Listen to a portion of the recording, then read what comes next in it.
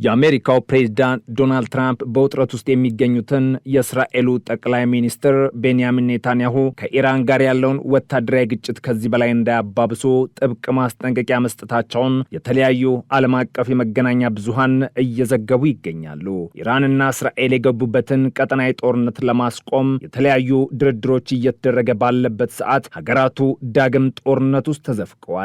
ጉዳዩን በቅርበት ሲከታተሉና ሀገራቱን ለማደራደር እየሞከሩ ያሉት ፕሬዝዳንት ትራምፕም ለአንድ የእስራኤል የመገናኛ ብዙሃን ተቋም በሰጡት ቃል ለቢቢ ወይም ኔታንያሁ ጥንቃቄ ብታደርግ ይሻላል፣ አለበለዚያ በጣም በቅርቡ ብቻን ትቀራለህ ብዬ ነግሬዋለሁ በማለት ከእስራኤል መንግስት ጋር ያላቸውን ዲፕሎማሲያዊ ግንኙነት እየሻከረ ስለመምጣቱ በግልጽ አሳይተዋል። በኔታንያሁ የጦርነት አመራር ላይ ከጊዜ ወደ ጊዜ ብስጭታቸው እየጨመረ የመጣው ፕሬዝዳንት ትራምፕ ቀደም ሲል ኢራንም ሆነች እስራኤል እርስ በርስ የሚያደርጉትን የተኩስ ልውውጥና የጥቃት ማዕበል በአስቸኳይ እንዲያቆሙ ጥሪ አቅርበው ነበር። ሰላም ለማምጣት የሚደረገው የመጨረሻው የድርድር ሂደት ከሰዓት የተጠጋ ጭድ እንዳይሆን ጥንቃቄ ማድረግ እንደሚገባም በተደጋጋሚ ሲናገሩና ሲያስጠነቅቁ ቆይተዋል። ይሁን እንጂ የእስራኤሉ ጠቅላይ ሚኒስትር ቤንያሚን ኔታንያሁ በበኩላቸው በቴሌቪዥን መስኮት ብቅ ብለው በሰጡት መግለጫ ለፕሬዝዳንት ትራምፕ ቀጥተኛ ምላሽ ሰጥተዋል። ጠቅላይ ሚኒስትሩ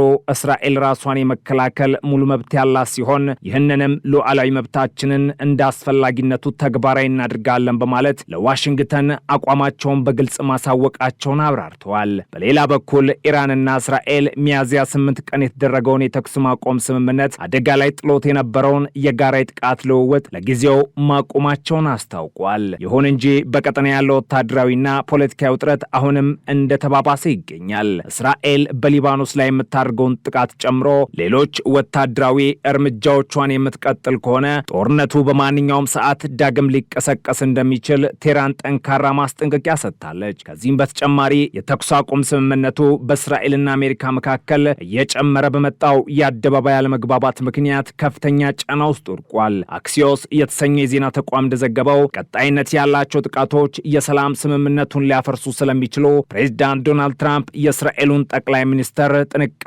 እንዲያደርጉ በጥብቅ አስጠንቅቀዋል። ኢራን ጥቃቷ እንደምታቆም ፍንጭ ከሰጠሽ በኋላ ፕሬዝዳንቱ ኔታንያሁ አጸፋዊ እርምጃ እንዲያወስዱ ማሳሰባቸው በዋሽንግተንና በቴልአቪቭ መካከል ስለ ተኩስ ማቆሙ የወደፊት ዕጣ ፈንታ እየታየ ያለውን መከፋፈል በጉልህ አሳይቷል። የኢራን ፓርላማ አፈ ጉባኤ ሙሐመድ ባገር ጋሊባፍ በበኩላቸው እስራኤል በተደጋጋሚ የምትፈጽማቸው የሕግ ጥሰቶች እውነተኛ መተማመንን የመገንባት ፍላጎት እንደሌለ የሚያሳዩ መሆናቸውን ገልጸው የተኩስ አቁም ስምምነቱ አሁንም በቀላሉ ሊፈርስ በሚችል ሁኔታ ላይ እንደሚገኝ አስጠንቅቀዋል። በትናንትናው ዕለትም እስራኤል በደቡብ ምዕራብ ኢራን ውስጥ ከሚገኙት እጅግ አስፈላጊ የኢንዱስትሪ ማዕከላት አንዱ የሆነውን የማሻር ፔትሮኬሚካል ኮምፕሌክስ ኢላማ አድርጋ ማጥቃቷን አረጋግጣለች። የኢራን መገናኛ ብዙሃን በጥቃቱ የደረሰ የሰው ሕይወት መጥፋት አለመኖርን የዘገቡ ሲሆን ባለስልጣናቱ ግን የጉዳቱን መጠንና ሊያስከትል የሚችለውን የኢኮኖሚ ኪሳራ አሁንም በማጣራት ላይ ይገኛሉ።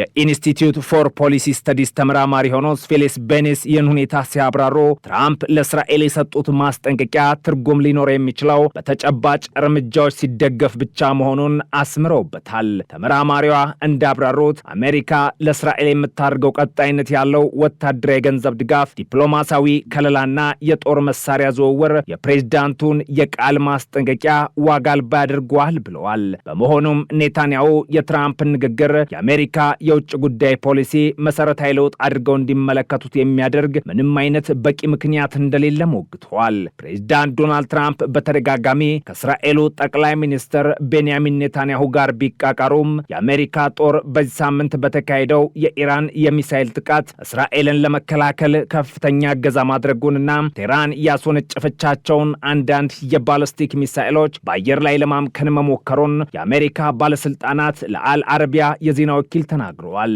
የመጀመሪያ ደረጃ ግምገማዎች አሁንም በመካሄድ ላይ ቢሆንም ስማቸው እንዳይገለጽ የጠየቁ ባለስልጣናት እንዳስታወቁት በጥቃቱ ወቅት የአሜሪካ ኃይሎች በርካታ የባለስቲክ ሚሳኤሎችን በተሳካ ሁኔታ ማክሸፋቸው መናገራቸው ተዘግቧል። ለዚህ ወታደራዊ ዘመቻ በመሬትና በባህር ላይ የተመሰረቱ የአሜሪካ ወታደራዊ ንብረቶች በሙሉ ጥቅም ላይ የዋሉ ሲሆን የተግባር ዋሽንግተን እስራኤልን ከቀጠናዊ የደህንነት ስጋቶች ለመጠበቅ ያላትን ጽኑ ቁርጠኝነት የሚያሳይ መሆኑን ባለስልጣናቱ አስገንዝበዋል። በአሁኑ ወቅት በመቶዎች የሚቆጠሩ የአሜሪካ ጦር አባላት በእስራኤል ምድር ተሰማርተው ይገኛሉ። ከነዚህ መካከል የተወሰኑት በጥቅምት 7 ቀን ሐማስ በእስራኤል ላይ የፈጸመውን ጥቃት ተከትሎ የጋዛን የተኩስ አቁም ሂደት ለመቆጣጠር በተቋቋመው ዘርፈ ብዙ ዓለም አቀፍ የክትትል ማዕቀፍ ውስጥ አባል ሆነው የሚያገለግሉ ሲሆኑ ሌሎቹ ደግሞ የአየርና የሚሳኤል መከላከያ ዘመቻዎችን ይደግፋሉ። ወታደራዊ ባለስልጣናትና የዘርፉ ባለሙያዎች አሜሪካ በቅርቡ የተካሄደ የመከላከል ዘመቻ ያበረከተችውን አስተዋጽኦና የውጤታማነት ደረጃ አሁንም እየገመገሙ ነው። የእስራኤል ጦር ባወጣው መረጃ መሰረትም በጥቃቱ ወቅት ኢራን ወደ 30 የሚጠጉ የባለስቲክ ሚሳኤሎችን ያስወነጨፈች ሲሆን በኢራን የሚደገፈው የየመን ሁቲ እንቅስቃሴ ደግሞ ተጨማሪ 2 ሚሳኤሎችን ወደ እስራኤል ተኩሷል። ይህ የቅርብ ጊዜ ወታደራዊ ዘመቻ ባለፉት 2 ዓመታት ውስጥ እስራኤልን ከኢራን የሚሳኤልና የሰው አልባ አውሮፕላኖች ጥቃት ለመከላከል አሜሪካ በቀጥታ ወታደራዊ ጣልቃ ገብነት ካደረገችባቸው ተከታታይ ክስተቶች አንዱ ሆኖ ተመዝግቧል። እንደ አውሮፓውያኑ አቆጣጠር በሚያዝያ 2004 ኢራን በእስራኤል ግዛት ላይ ለመጀመሪያ ጊዜ ባካሄደችው ቀጥተኛ ጥቃት ከ300 በላይ ሚሳኤሎችንና ድሮኖችን ስታስወነጨፍ የአሜሪካ ጦር እነዚህን አጥቂ መሳሪያዎች በማምከን ረገድ ታሪካዊ ሚና ተጫውተዋል። በወቅቱ የአሜሪካ ተዋጊ አውሮፕላኖች፣ የባህር ኃይል መርከቦችና የአየር መከላከያ ስርዓቶች ከእስራኤልና አጋር ኃይሎች ጋር በመቀናጀት ጥቃቶቹ ኢላማቸው ላይ ከመድረሳቸው በፊት አብዛኛዎቹን በአየር ላይ መተው ጥለዋል። በዚሁ ዓመት መገባደጃ ላይም በምስራቅ ሜዲትራኒያን ባህር ላይ የተሰማሩት የአሜሪካ የጦር መርከቦች ዳግም ከተሰነዘረው የኢራን የሚሳኤል ጥቃት እስራኤልን ለመከላከል ከፍተኛ አስተዋጽኦ አድርገዋል።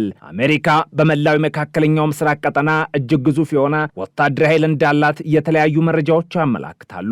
ይህ ኃይል ዘመናዊ የአየር መከላከያ ስርዓቶችን፣ ተዋጊ አውሮፕላኖችን፣ የባህር ኃይል መርከቦችና በመላው ቀጠና የተሰማሩ ከ50 ሺህ በላይ ወታደሮችን ያካተተ ስለመሆኑም ይነገራል። የአሜሪካ ባለስልጣናት በተደጋጋሚ እንዳስታወቁት እነዚህ ኃይሎች የተሰማሩት የአሜሪካን ዜጎች ወታደሮችና ፍላጎቶች ለመጠበቅ እንዲሁም የሚሳኤልና የድሮን ጥቃት ስጋት የተጋረጠባቸውን አጋሮቻቸውን ለመደገፍ ነው። የአሜሪካ መከላከያ ሚኒስቴር ፔንታጎን በዚህ ሳምንት ዘመቻ ላይ ስለተሳተፉት ወታደራዊ መሳሪያዎች ዝርዝር መረጃ እስካሁን ይፋ ያላደረገ ሲሆን ተጨማሪ መረጃዎች እየተገኙ ሲመጡ የግምገማው ውጤት ሊለወጥ እንደሚችል ባለስልጣናቱ አሳስበዋል። በተያያዘ ወታደራዊ ዜናም በሆርሙዝ የባህር ወሽመጥ አቅራቢያ በተከሰተ የሄሊኮፕተር አደጋ ተሳፍሮ የነበሩ 2 የአሜሪካ አብራሪዎች በሕይወት መትረፋቸውንና ጤንነታቸው በጥሩ ሁኔታ ላይ እንደሚገኝ ፕሬዝዳንት ዶናልድ ትራምፕ አረጋግጠዋል። ኒውዮርክ ታይምስ ጋዜጣ እንዳስነበበው በኢራን ቁጥጥር ስር በሚገኘው የውሃ አካል አቅራቢያ አፓቼ የተሰኘው ተዋጊ ሄሊኮፕተር ከተከሰከሰ በኋላ